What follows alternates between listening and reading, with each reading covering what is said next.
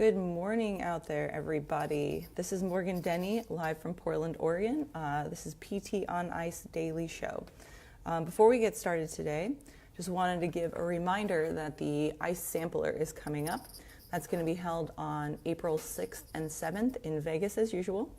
Cool thing about this one is that on the Friday preceding, we are going to have the very first round of ICE CERT exams. So that's pretty cool, exciting for a small group of people who will be testing that day and hopefully earning their ICE certs. So this morning I wanted to talk about, well actually, what I should really say is that the ICE Sampler is going to be an amazing weekend as usual, full of tons of really fun people, great speakers, and if you're like me and you really love when you can get 1 to 2 hours of a short blast of something amazing, intriguing, and easily applicable, this is going to be kind of the weekend for you, because this is a weekend of getting to hear a little bit of the gems from everyone that works for the ICE faculty. So without further ado, hopefully I'll see you in April, and if not, let's talk about runners and drugs. So this morning I wanted to mostly focus on a study that actually came out in 2013. So it's not a relatively new study, but it is a study that I think is important that we circle back on because its findings are probably still very pertinent. So this is a study that was published in the British Medical Journal, again, in 2013. It's called, and this is an open access article, so if you want to access it, go to town. In fact, I'll post it on the Facebook page after I post this. So the title is Consumption of Analgesics Before a Marathon and the Incidence of Cardiovascular, Gastrointestinal, and Renal Problems, a Cohort Study. Pretty obvious title, right? Kind of tells you where we're going. But basically, the authors of this study had done a preliminary study the year before during a half marathon and found out that about half of the people running were actually using some form of analgesic pre-race and during the race. So what they wanted to see is if they could correlate any adverse events with dosages and with type of analgesic being used. So what they did is during the Bonn Marathon in Germany in 2010, they asked all of the participants to fill out a questionnaire post-haste that looked at a lot of these categories. So of the 7,000 people that ran this marathon, about 3,900 of them sent back a questionnaire with, and where it was applicable to be used. So they didn't leave out data that was important. They were, not discarded from the study for certain reasons. So this is a big study. About 4,000 people filled out this questionnaire. The adverse events were classified as either GI cramping or bleeds, hematuria, or cardiovascular events. So any kind of arrhythmia or palpitation, stuff like that. In the analgesics cohort, they actually found out, and that is the people that took some form of analgesic pre-race or during race, they found out that about 20% had taken some form of painkiller during their training, and also that about 11% had recorded pain before the race during their training. And that's important. We'll kind of come back to that piece. Some of the other things they found that the analgesic users took diclofenac mostly with the highest incidence, and that's a drug that's more commonly used in European countries.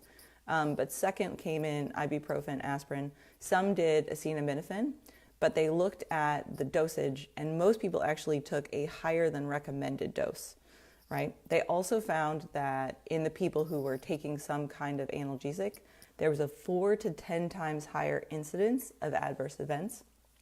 So 4 to 10 times greater incidence. That is pretty significant. In the order of adverse events, the most prominent was GI cramping. Second in the race came in cardiovascular events that happened post-race, followed by cardiovascular events during the race. In fourth place come in GI bleeds, and last place is hematuria, right? So all significantly higher in analgesics users. So these are all things, just a reminder, that are happening to people who took some form of a painkiller that seemed fairly innocuous to them because it was over the counter pre and during running a marathon and half marathon. So this is my favorite part too. So most people who took this analgesic reported taking it to prevent joint and muscle pain after the race. But what they found was that people who actually took these things had significantly higher joint and muscle pain after the race. So in terms of the type of drug, And the type of drug, basically 87% of the people who used aspirin had an adverse event, followed by ibuprofen. 52% of the people who used ibuprofen also had an adverse event. So that's pretty significant. That's a lot of people who are taking these seemingly innocuous over-the-counter drugs that wouldn't be considered a big deal, but then are having some of these adverse events during the race. Not shockingly, they found that higher doses led to higher adverse events or higher number of adverse events. But this is a significant amount of people. Even 9 cases after the race were hospitalized for some form of problem, and all of the people who were hospitalized post-race were in the analgesic cohort. So of all of the people, of the 4,000 people that filled out this survey, everyone that went to the hospital after the race for some serious event and needed to be hospitalized, all were taking some form of analgesic pre and during the run. And they didn't separate it out into the pre-race analgesic takers versus the during race analgesic takers. But so looking at this, like this is a study that has some very simple findings, right? And it's not complicated in terms of its analysis. But basically we're looking at a large group of people who are completing this race, who are taking all these different forms of analgesics because they think they're going to prevent themselves from being sore after the race. But what we're finding is that they're actually developing issues like from GI cramping, which might seem fairly minor to some people, to like blood in the urine and having kidney problems and cardiovascular events. 2 of the people who were hospitalized after the race actually had minor heart attacks. So these are pretty serious things and can be damaging to our viscera in ways that people who are runners or competing in any athletic thing don't really understand, right? So I think this is one of those places that PT is great, right? Remembering that some of those runners who were taking analgesics, 1 in 10 in fact, had pain before the race, so during their training time, and that 20% of them were taking some kind of analgesic in that pre-race training time, right? So these are going to be our patients. These are the people that are showing up at our clinic because their Achilles hurts from overtraining, because blank, blank, blank, blank, whatever, but they want to see us as PTs in order to allow them to run the race. So this is a great place for us to step in and start doing some education.